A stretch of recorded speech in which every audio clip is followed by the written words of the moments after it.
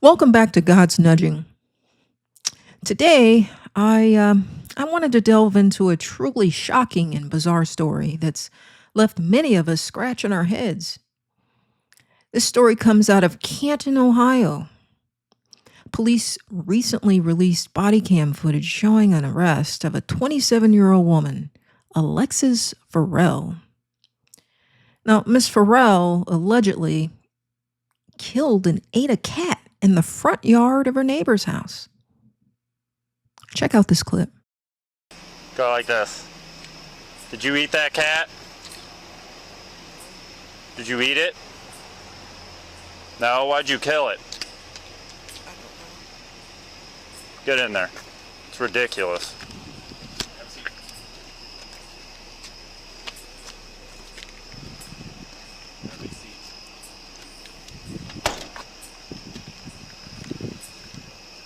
Here.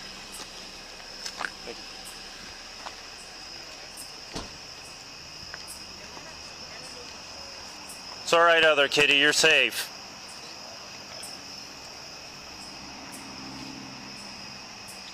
Did you guys see all this? No, we pulled up and she was just laying there with me. Did you see her eating it? Eating it. She was eating it? Yeah. She said, but it's blood on the bottom of her shoe. She said she stumped it out. So, according to police reports, the incident occurred on August 16, 2024. Now, as you heard, neighbors called the authorities after witnessing the gruesome act. The released footage shows the chaotic scene as officers arrived and confronted Farrell. Upon arresting the woman, the officers noticed fur on the lips of the arrestee. So maybe she's going through something mentally. Bro, she lost her mom, kids died, killed themselves. Yeah. She gave her kids to somebody. You know what I mean? She tried to go get herself right mentally. So she doesn't have her kids because she was telling people she killed them. No, she never killed her kids. Her kids was with a family member. She sent them to somebody to try to go get herself together. That person she sent them with was fucking beating her. And went somewhere else. Okay. So, Saturday coming out. I don't know yet. Judy said they would and they'll hold the cat as evidence. She destroyed that cat. Yeah. This is fucked. I told him, I don't like him anymore. As long as she had cat hair on her mouth. As long as I've been a policeman, I've never had a call where someone was eating a cat. I hope this does not set the mood for the Friday night that we were about to have. Alright. Thanks, guys. Bye.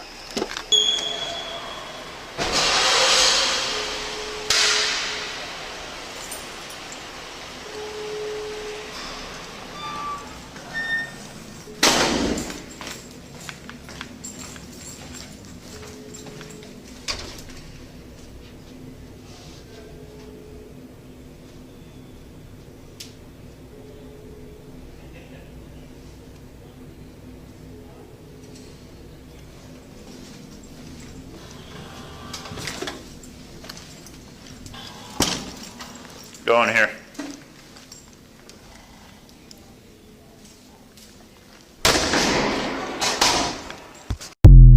Now, she was taken into custody and charged with multiple counts of animal cruelty and disorderly conduct.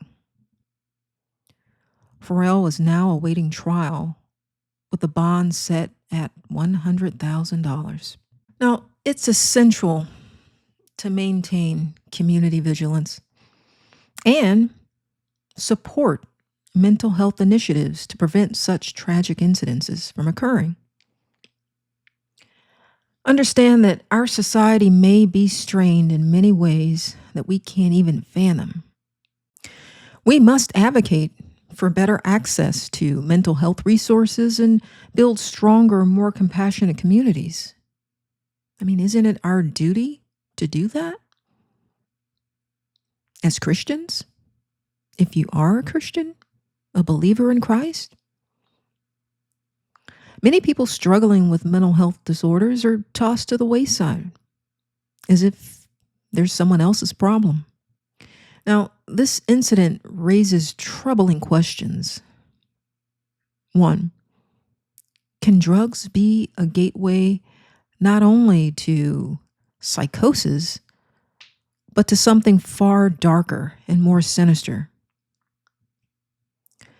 Throughout history, certain substances have been thought to weaken spiritual defenses, potentially opening a person to negative influences or, more specifically, evil possessions. Modern psychology might describe such behavior as drug-induced psychosis. But some would argue, many Christians, that habitual drug use could align a person's spirit with negative forces. And as Christians, we must be vigilant, right? Remembering 1 Peter 5, verse 8. Be sober-minded, be watchful. Your adversary, the devil, prowls around like a roaring lion, seeking someone to devour. This topic, it isn't without controversy, but it's worth exploring the spiritual and psychological impacts of drug use and mental health in our communities. So what's the biblical guidance, if there was one? I mean, what can we learn from this catastrophe? And there's so many out there. In the clip, you could hear one of the neighbors state that the young woman recently lost her mother and had also been a victim of domestic violence. Many of us can attest that losing a mother can break the most mentally sound person.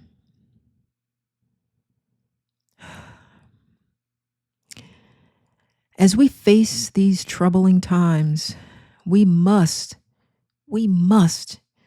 learn to rely on biblical guidance. I just pray for the woman. She seemed disoriented, as if she had no clue as to what she was doing. Let us remain strong in our faith and trust in God's plan. We have to. That's all that we have left. I know it may be hard.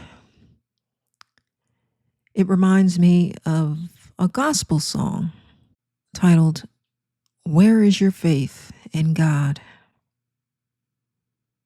Where is your faith in God? We have to keep the faith. We have to keep the faith. We gotta keep the faith. Thank you for listening. If you found this content informative, please like, subscribe, and click the notification bell to stay updated on all of our content.